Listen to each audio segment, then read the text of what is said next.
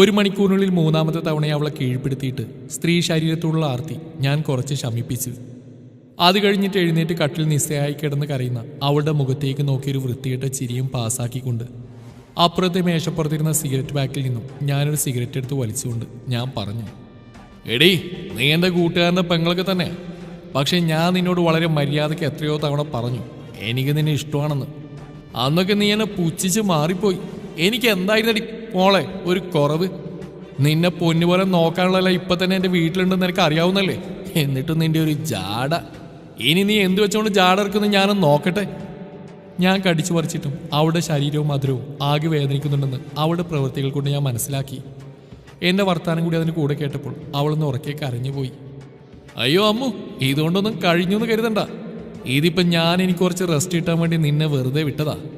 ഇന്ന് രാത്രി മുഴുവൻ ഞാൻ നിന്നെ എൻ്റേത് മാത്രമാക്കി ആഘോഷിക്കും. ഞാൻ എന്തൊക്കെ പറഞ്ഞിട്ടും അവൾക്കൊരു മാറ്റവും ഉണ്ടായില്ല. അവൾ കിടന്ന് കരഞ്ഞതല്ലാതെ ഒന്നും ചെയ്തില്ല. അമ്മു എൻ്റെ കൂട്ടുകാരൻ അനീഷിൻ്റെ പെങ്ങളാണ്. വീട്ടിൽ ഭയങ്കര പ്രാരാബ്ധമായതുകൊണ്ട് അനീഷ് അങ്ങ് ഗൾഫിൽ കിടന്ന് കഷ്ടപ്പെടുകയാണ്.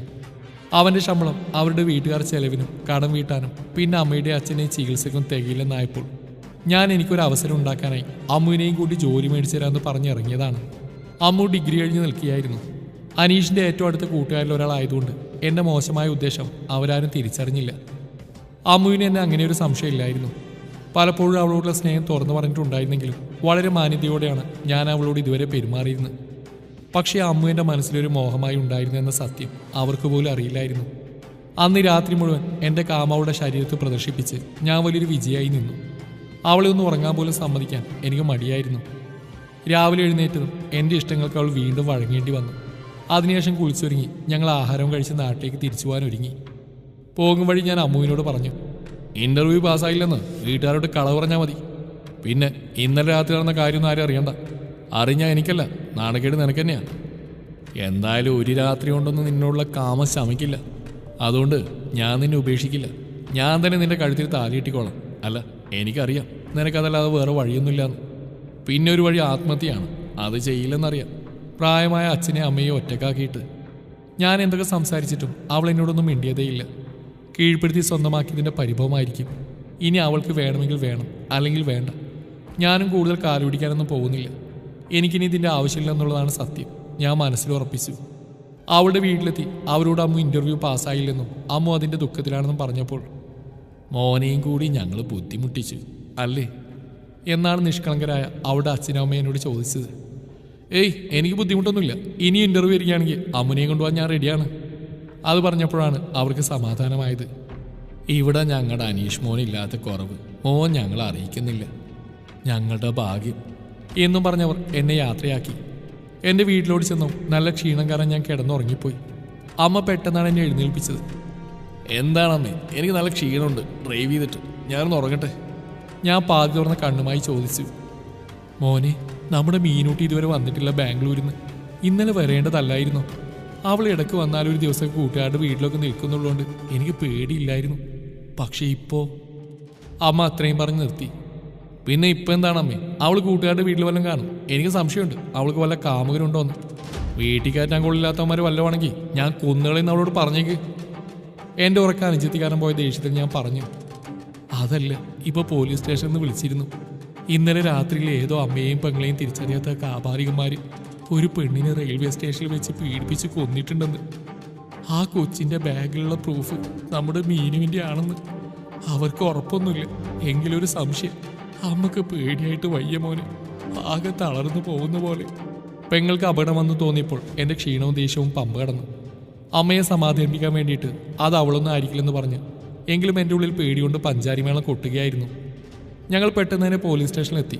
അവർ കാണിച്ച സാധനങ്ങളും അവരുടെ കയ്യിലുള്ള ഫോട്ടോയും വെച്ച് പോലീസുകാർ പ്രതികളെ പിടിക്കാൻ ശ്രമിക്കുന്നുണ്ടെന്ന് ഞങ്ങളോട് പറഞ്ഞുവെങ്കിലും ഞങ്ങളെ സംബന്ധിച്ച് അതൊന്നും ഒരു വിഷയമേ അല്ലായിരുന്നു. ഞങ്ങൾക്ക് പോവേണ്ടത് പോയി. ഇനി ആരെ പിടിച്ചാൽ എന്താണ്? ഒരു ഗോവിന്ദചാമി കൂടി തീറ്റിപ്പോരുന്ന സർക്കാരിന് അതും കൂടി കാണേണ്ടി വരും ജനങ്ങൾക്ക്, അത്രമാത്രം.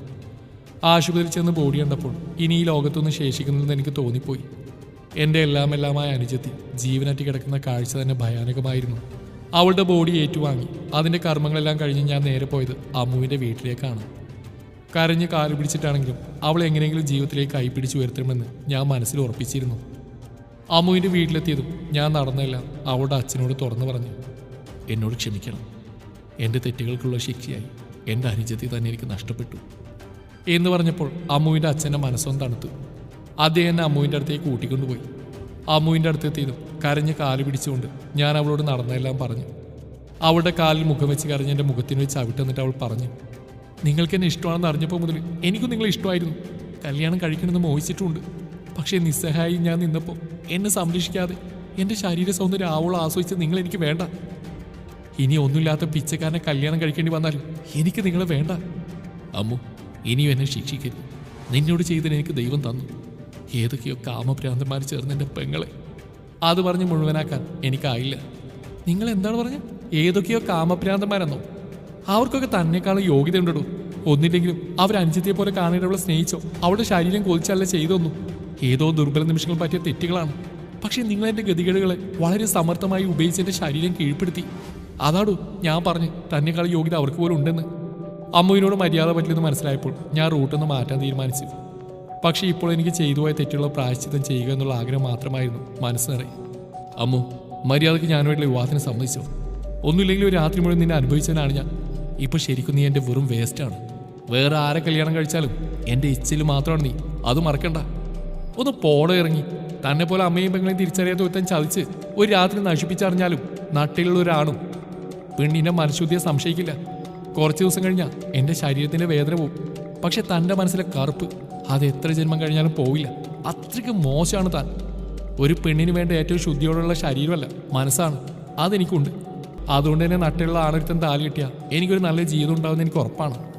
ഇനി എനിക്ക് കല്യാണം ഒന്നും ആയില്ലെങ്കിലും തന്നെ പോലെ ശിഖണ്ഡി എനിക്ക് വേണ്ട. താൻ പോയി തൻ്റെ കാമശരനെ ആരോടെന്ന് വെച്ചാൽ തീർക്ക്. തനിക്കൊക്കെ അതേ ജീവിതത്തിൽ പറഞ്ഞിട്ടുള്ളൂ. അല്ലാതെ യഥാർത്ഥ സ്നേഹവും സന്തോഷം കൊണ്ടുള്ള രതിസുകാരിയായ യോഗമല്ല. ഇനിയും എൻ്റെ മുമ്പിൽ നിന്നാൽ ഞാൻ ചിലപ്പോൾ ചെരുപ്പെടുത്ത് ചെകിടത്ത് അടിക്കും.